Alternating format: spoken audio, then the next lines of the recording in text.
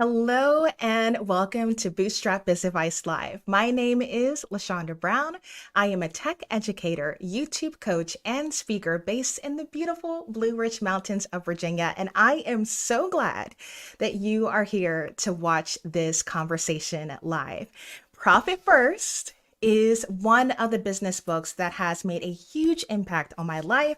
I actually did a video about my top 5 business books that I think you should read, so I will make sure that I link to that in the description. But today we're actually live on both LinkedIn and YouTube for a specific reason. I have the author of Profit First with me today. I have him for 30 minutes, and so we are going to pick his brain all about Profit First. I encourage you to engage live in the comments, whether you are on LinkedIn or YouTube, because this is a special opportunity for you to get your questions answered. Now, if you are new to YouTube live streams, if you like this video, if you engage in the comments, it really does help to push this video in the algorithm after it is over. As soon as I hit end stream, it will turn into a replay that can go all over YouTube. And so your live engagement makes a huge difference. So if you like this content, like it if you like it. But I also want you to let me know, where are you tuning in from? I have members from all over the world, and so I love to know when we have an international audience. So whether you are live on LinkedIn or YouTube, let me know in the comments where you're tuning in from. And because I'm using StreamYard, I can actually pop your comments up on screen, which will make this super engaging. So I have 5 questions already loaded in to ask Mike, but I would encourage you to drop in your questions as well. We will address those at the end. But my friends, none of this would be possible without my incredible partner Relay. To give you a little behind the scenes, when I decided that Bootstrap Biz Advice was more than just a YouTube channel, when it had expanded and justified creating an LLC, I took a look back and I said, if I were starting all over again, what would I do differently? I found out about Profit First about halfway into running our video production company. And at the time, I thought, how am I going to manage multiple checking accounts with a local business? And so I found Relay in a Google search looking for a business checking account. And long story short, not only do I use Relay to apply Profit First to my business through automations, but they have actually partnered with me for months to support my workshops, which has allowed me to compensate educators fairly for coming in and sharing their expertise, and has allowed me to make connections like the one you're going to experience today. So I'm going to share a little bit about Relay, and then I am going to bring up my new friend, Mike. Owning a business means spending a lot of time thinking about money. Do you have enough cash to pay your vendors, cover payroll, keep anything for yourself? Relay helps you keep your business on the money. It's my online banking and money management platform that has helped me gain more control over my cash flow. If you've ever read the book Profit First, Relay is the official banking platform for Profit First. Open accounts in seconds, set up auto transfer rules, and put your allocations on autopilot. With up to 20 checking accounts, you can separate cash for every expense, payroll, taxes, owner's comp, and know exactly how much you have to spend with a quick glance in the dashboard. Get banking built for small businesses. Sign up in 10 minutes at lashondabrown.com/relay to start your application and get $100 when you fund a Relay account. Here's to seeing your cash flow clear as day with Relay. Hello, friend. How are you? I'm doing well. My gosh, you have a professional commercial, like Varsity. That's amazing, LaShonda. Oh my gosh. Oh my gosh. I cannot believe, like, literally, I wish we were in the same room so I could be like, can you sign this for my mom? I am just so excited that you're here, that I get to share you with my friends. When I tell you, you have such a fan club in Virginia. So just know, us mountain people, we love you. We love you. My Yeah. my favorite part of Virginia. I heard the Blue Ridge Parkway is closed right now due to the hurricane I know. consequences. But you know what? Those peak fall flowers, leaves can be seen anywhere. So it's all good. It's all good. And my friend, a little known fact about you. Do you have any connection to Virginia Tech by Oh my chance? God, yeah. So my alma mater, played sports there, played lacrosse down there. Are you a Hokie too? Well, I'm not a Hokie, but I like their football games. Oh, Let's good, be good. real. They're fun. You're a Hokie by vicinity, so welcome to the family. We're family now. And next Oh, time I go yeah. down You Route guys heard that, 81, right? We fam. yeah, we fam. And next time I shoot down Route 81, we got to do a high five or maybe meet up at a game. Yes, please. Please, please. I will wear the appropriate outfit. So, for those who don't know who you are and just slid into this live stream, I'm going to let you introduce yourself. So, can you kick it off with a quick intro? Yeah, yeah, and I'll do some fancy tech for you. Check this out. My name is Mike Michalowicz, and I'm on a mission. That's why I wanted to show you to eradicate entrepreneurial poverty. I am an author and a business owner myself. So I have built, very fortunately, um, three organizations that I've subsequently sold. But I've also had the struggles. I've built 10 organizations that collapsed. And throughout this journey, I've learned what works and doesn't work, and subsequently have put it in there's my books, some of these books that I've written. So I've written Profit First and Clockwork, All In. I'm on a mission to help entrepreneurs realize that dream they have. So many of us see a life of financial freedom and personal freedom and having impact, yet the reality is I'm struggling check by check. I work like an animal. I have no time for anything else in my life, and I'm not having the impact I want. And my mission, my commitment is to close that gap for all of us. So, you ain't had to show off like that. I I know, got a one little, yeah, camera angle. exactly. I'm like, wine shot. Let's go to the wine shot real quick. I'm like, no, you're not giving me overhead. I'm like, okay. You don't want to see the Okay, overhead. sir. There's too much balding going on. I love it. I love it. I mean, honestly, it's so fun seeing how people roll up on these live streams because we all have our little home studios now, thanks Yeah. to the panorama. We all had to level up what we could do from home. So I love that for you. And whenever you need to switch it up for a dramatic effect, I'm gonna let you do that. You got it. You got it. Awesome. So I think we need to kick it off, and this is not a slam on traditional banking. However, I think the traditional approach to profit rarely works, and it seems to be that we're on the same page with that. So can we kick it off with that question? Yeah, yeah. So the traditional approach to profit is that profit comes last. Now, this makes logical sense. So if you're the Spock of the world, uh, it's very logical. We have our revenue, our sales. We subtract the expenses we incur, and what's left over is profit. It makes total sense. But, and this was a study that came out in part from the SBA, Small Business Administration.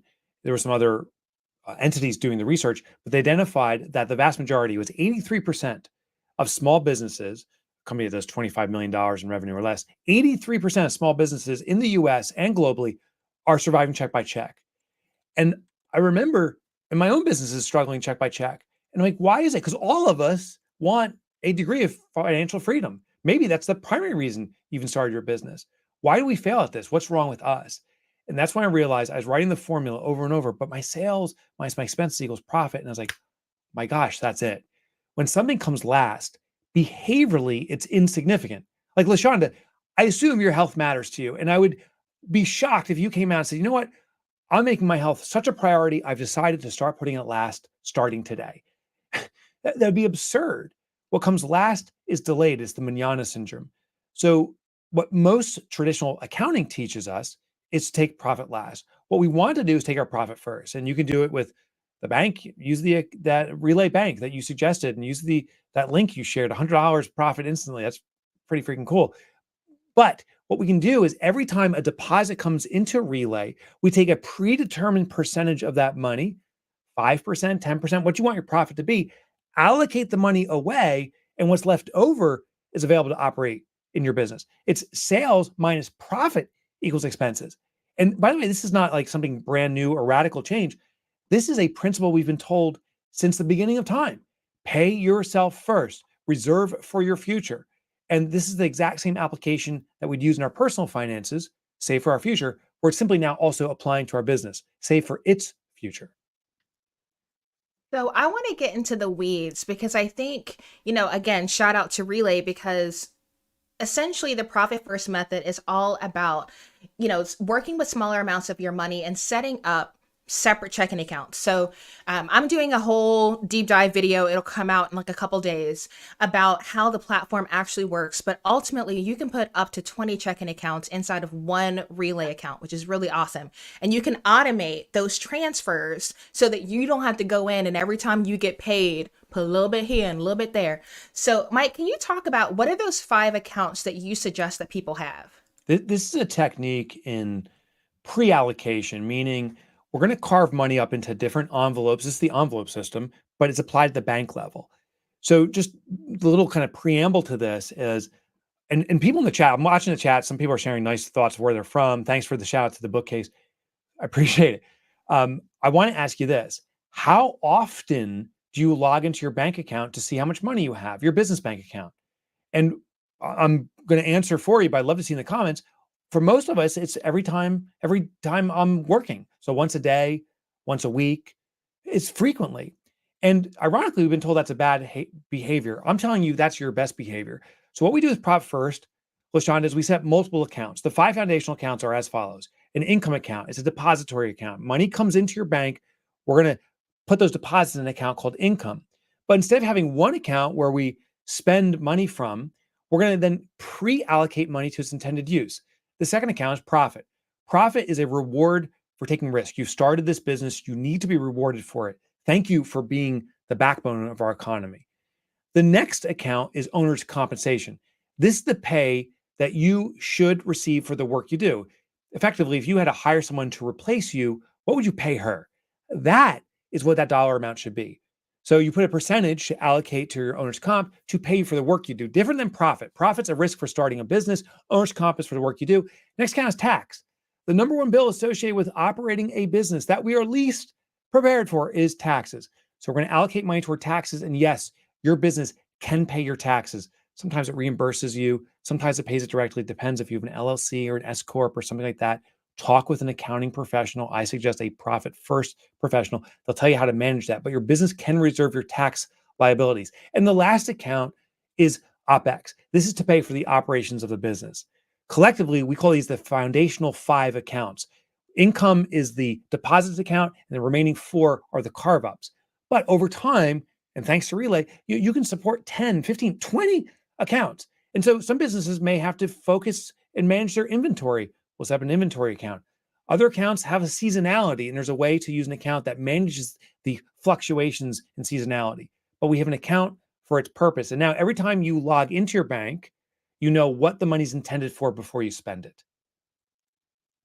So I think we also need to talk about just foundationally, why is it that managing smaller amounts of money makes your overall business finances easier to do? So we talked about those separate checking accounts, but from that fundamental standpoint, why is it easier on people to do it this way? Because you know its intended use, and it plays into a concept called Parkinson's law. Actually, I'm watching the chat go by. Thanks, Lex, because Lex shared, I check my banking account probably every day, and then says, but I hate it. I want to tell you, that's the best thing you can do, Lex. Keep it going. There's a shame around this that entrepreneurs have. It's like, I'm logging in my bank account. I know I shouldn't, but I don't know what else to do. Don't try to change your behavior, channel your behavior. I'll give you a quick tip around this. I wanted to commit to exercise. This is about 15 years ago. And I said, I'm just going to discipline myself. Well, you know how that went. I didn't. I'd wake up, go to the bathroom, read the news, scroll through the news, and another day would go by of me forgetting to exercise. But I realized there was a pattern. I always went to the bathroom when I wake up. Maybe you do too. I put my sneakers on the toilet seat as a behavioral intercept. This way, when I walk into the bathroom, I have to grab my sneakers in order to use the toilet. And now they're in my hand. It triggers momentum. Well, the idea of logging your bank account every day is awesome. That's walking into the bathroom. So we're going to set these multiple accounts here. And yes, the money, LaShonda, gets carved up into small accounts. So now if $1,000 comes into my income account, I used to think I got $1,000 to spend. The reality is a portion of that is responsible for paying for the work I do. A portion is responsible for the taxes. Effectively, I'm an agent for the government. I have to pay my taxes, and part of my sale is a responsibility back to the government. And part of it is for the operating of the business. Now, the operating expenses is not $1,000 like I used to think. Now, when I log up, since it's carved, I see, oh, I have $300 for OPEX as an example. The power in this and seeing this, the reality of what's truly available is our mind will adjust accordingly. It's called Parkinson's law. When we see constraint, we actually find ways to work with what we have. They say, make do with what you got. Humans, we all are masters at this. And if you don't believe me, next time you brush your teeth, watch how you use a tube of toothpaste. A brand new tube, long beads on there. Something goes in the sink, my God, I ain't touching that. You put a new bead on. But if you have an empty tube of toothpaste, the way you can squeeze it out, the way you can roll, we use less. If someone goes in the sink, if no one's looking, we'll scoop it out and start brushing again. Our behavior changes based upon supply. And if we constrain supply, carve money up to these different accounts, you will treat your business with much more respect and be much more frugal in how you spend money and much more innovative in how you would address issues and challenges that your business faces. So, what would you say about paying off debt? Because I know like some people are really blessed to not have any debt, but many of us do. And so, how do you factor in paying off debt while also trying to do the profit first method? Yeah. And I'd love to meet those people who are blessed with no debt. Like I've yet to meet that entrepreneur, debt myself too. And so, first of all, let's remove the shame. Debt is an expense you incurred in the past that you couldn't afford or chose not to afford. So you use credit cards or some other vehicle to pay for it. So it's simply decisions in the past that you decide not to afford. We do have to fix it, but there shouldn't be shame around it. It did get your business to where you are today. So let's shed the shame and let's realize you ain't alone. You're the norm. Like that's what most businesses go into. But we do have a responsibility to get rid of it. There's multiple ways to do it, and there's techniques called the debt avalanche, the debt cascade, the debt snowball. If you've read Dave Ramsey's work, for example, he talks about the debt snowball, an established technique, and I found it is a very effective way, not just in personal finance, but in business finance to manage debt. What we do is we first make an assessment. What's the debt we have? The second step is we sort the debt from the lowest or smallest amount due to the greatest amount, as opposed to the logical approach, which is we should really sort debt by the highest interest rate. That's the most costly debt. The argument of the snowball is that when we have a small debt and we focus on eradicating that small debt first, we will have an early win. And for human nature, the sooner we get wins, the more likely we're to sustain that momentum. It's easier to stick with something when you've wins. So let's cross out that smallest debt first. Let's focus all of our attention there while maintaining the other debts with minimum payments. But here's where the snowball kicks in. Once that smallest debt is eradicated, now the money that was being used to maintain that small debt, residual minimum payments and so forth, can be added to the next smallest debt where you were making a minimum payment. So now we have two effectively minimum payments going there and it starts getting momentum. Once that debt's eradicated, we go after the next one. We're not going to wipe our debt out overnight necessarily, depending on the size of it, but we are going to have an early win very quickly. And that starts building muscle. Just to give you context, I had over $300,000 of debt. I used to be ashamed and embarrassed of it. I'm not proud that I got myself in that position, but I feel a responsibility to share that because I was able to, over time, over years, to wipe it out. But I don't think I was ever been able to do that if I didn't give myself those early wins. I just want to say thank you for your honesty. It's really refreshing, not gonna lie to you, because I think sometimes we look at the authors of our favorite books and we're just like, they just always knew. They just always knew how to do business. They Oh always got yeah, it yeah, right. yeah, yeah. And you're just so transparent that I find it to be such an encouragement that even if you find yourself in a position where you've made bad financial decisions, or you just made decisions at the time that you thought were good that turned out to be bad, like there's still hope. So don't give up. So I do want to also wrap things around and say profit first. Yes, it's a business mindset, but I do think it can actually help business owners in their personal life. So I want to give that to you as my last question. And I also want to be a good steward of your time. So if you are watching this live on YouTube or LinkedIn and you have questions for Mike, this is my last question for him. So go ahead and drop it in the chat because we're going to hard stop at 11. I love it. So I'll let you take this one, Mike. I love it. Yeah, where'd you get the bookcase? You can ask any question you want. Local carpenter, he was amazing as a business owner. Um, when it comes to the transparency, thank you for saying that. I was ashamed and embarrassed. Listen, I lost my house because of bad business finances. My daughter, I had to tell her she can't go to horseback riding lessons. It was $20 a group session. to walk and do the practice session for 30 minutes, and I couldn't afford to do it. And I had such shame around that. I'm still embarrassed that I experienced that, but I feel emboldened to share it because I want you to know you are not alone. This is the entrepreneurial journey. Everyone goes through struggles and so forth. And your business finances, no matter how healthy you make them, will always struggle if you don't take care of your personal finances. I have been that entrepreneur that finally had a business taking off and the business was doing well, but I wasn't managing my personal finances at all.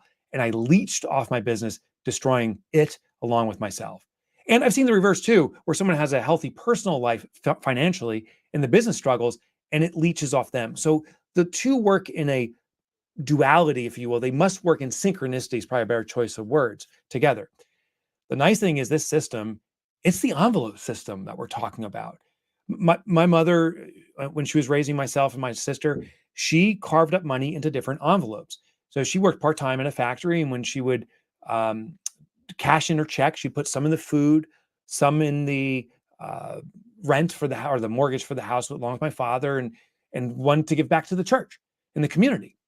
What was interesting is when she went food shopping, she grabbed the food envelope. She wouldn't grab the church envelope. She wouldn't grab the mortgage. She worked within the confines of that envelope. So I invite people, and in the book Profit First, available on Amazon right now if you choose to get it, in the book is a section, a chapter I call the Profit First Life. And this is how to translate into your personal finances. The real simple way to do it, I'll actually show you something that may be a great hack for you right now. I want to make sure the card's not showing. This is one of my cards that I've categorized for subscriptions. So I have one, in this case, it's a credit card, but I almost always only use debit cards, but it's a category, an envelope.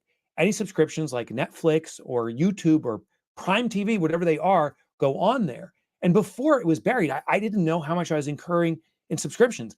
Now, every time I get this credit card statement, it's been a shock. Like, I spent $350 on TV subscriptions. Well, we ditched Netflix and my wife was upset and we got back, but then we had to ditch Prime because I was watching that for football. But it gave me a perspective on what can be used for what purpose and work within that envelope. Well, and I think along those same lines, like I myself have, now that's smart. The subscriptions card is really good. That probably would expose me a lot. But even like maximizing the points and saying, okay, this is my card for gas and this is my card for eating out. And so I I overlooked how much money I was spending eating out until I was exposed by that bank statement. So that helps a lot, my friends. Yeah. So I see three questions. One I'm going to intentionally leave at the end because it's my dear friend Lex who loves to joke. So I'll leave her last. We'll take All the right. serious ones first. Yeah. So Paulina says, I am early in my journey and just started to get revenue. Is there a minimum revenue where it makes sense for me to implement this method? That's a great question. Paulina, that is a great question. Hey, first of all, thank you for asking that because I think you represent a lot of us on this right now. There is no minimum. In fact, I found the smaller the business, the sooner you can implement the system of Profit First and the more aggressively you can do it. So to give you context, we've worked with companies that are doing tens of millions. In fact, we work with a public company, and I cannot disclose their name, that's doing a lot of money, but due to Sarbanes-Oxley, there's requirements why they can't be disclosed.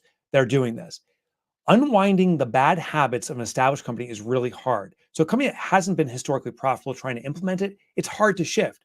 Ironically, a brand new business or early stage business, we can be more aggressive on the allocations to profit, paying the owner, and the business can adjust much more rapidly because the business doesn't know better.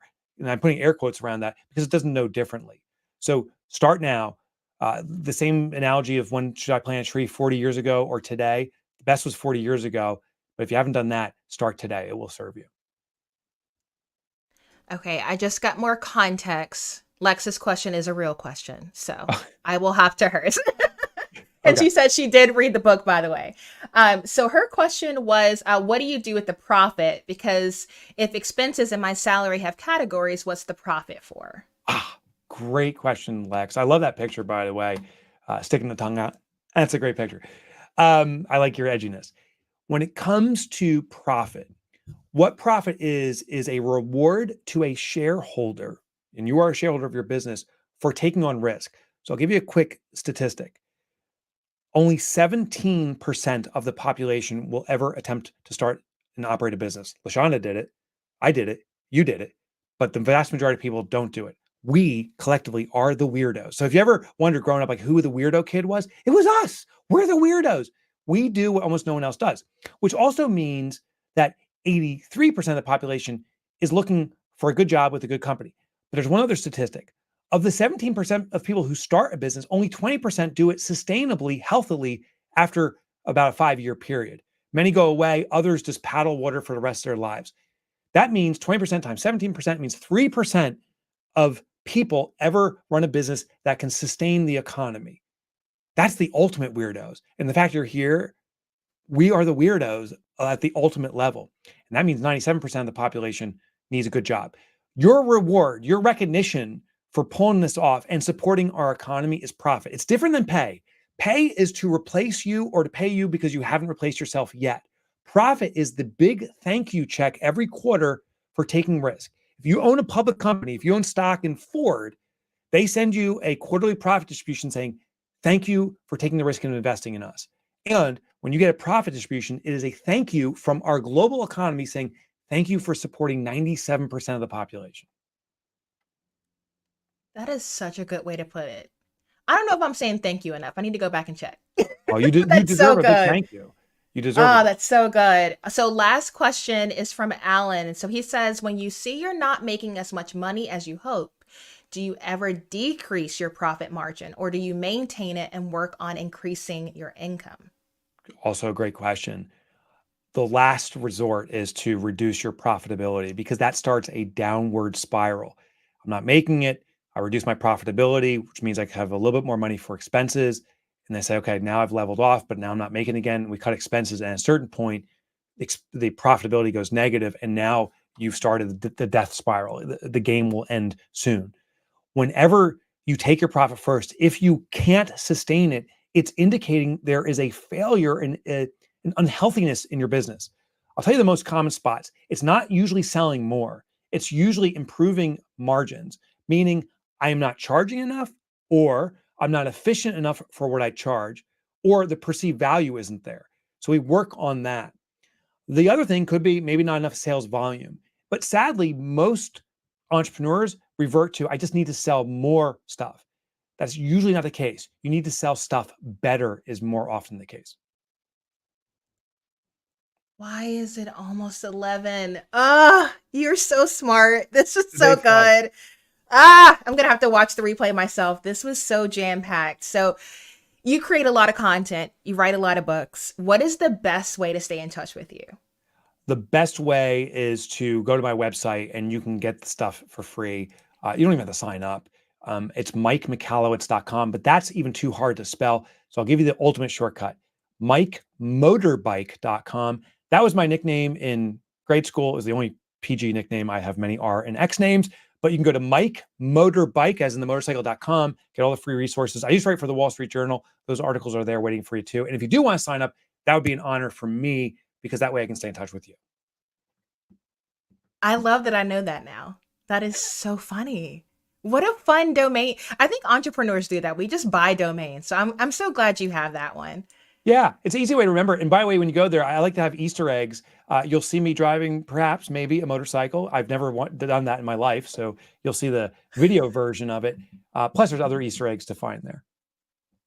That's so good. Oh my goodness. Well, I hope you guys liked it. And if you did, make sure you like it on the YouTubes. You can do it on LinkedIn. I don't know if that helps, but comments help. So feel free to comment after this is over if you're watching in the replay, because Mike is super active on LinkedIn. So feel free to do that. Again, this was made possible by Relay, and I am also partnering with Relay to do a deep dive webinar. Okay. So everything that you heard can be automated.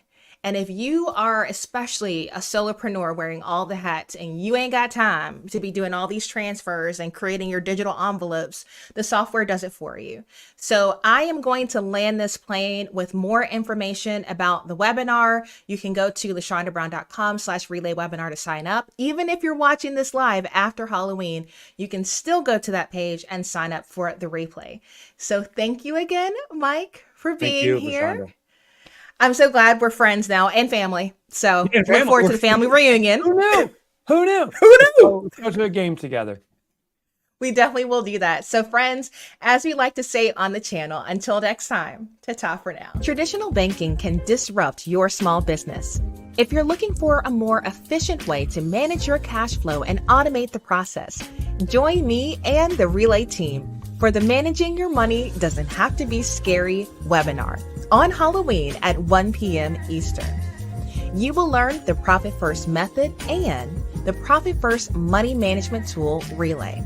A replay is provided to everyone who registers, and there will be an opportunity for Q&A at the end. To register, go to LaShondaBrown.com/relay webinar.